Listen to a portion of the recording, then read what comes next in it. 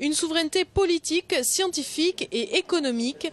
C'est ainsi que Geneviève Fioraso analyse le spatial, un domaine qui, selon elle, doit s'appréhender à l'échelle européenne.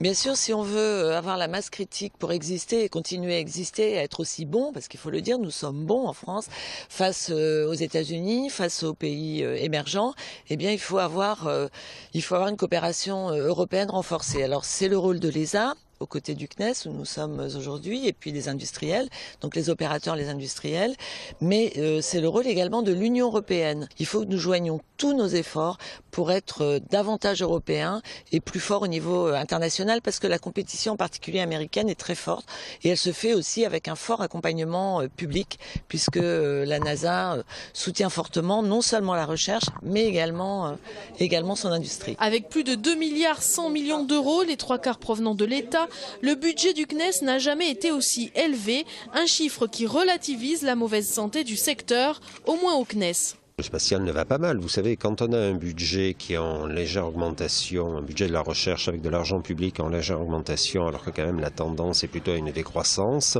Je rappelle que 80% du budget du CNES partent dans l'industrie, donc c'est une bonne chose pour l'industrie. Alors après, il peut y avoir parfois des contrats qui sont gagnés, d'autres qui ne le sont pas, mais c'est très bien.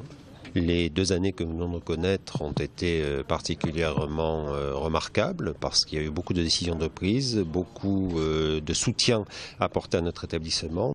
Après sa visite du CNES, Geneviève Fioraso s'est rendue à la Cité de l'Espace pour l'ouverture de la conférence 2014 des parlementaires européens de l'espace.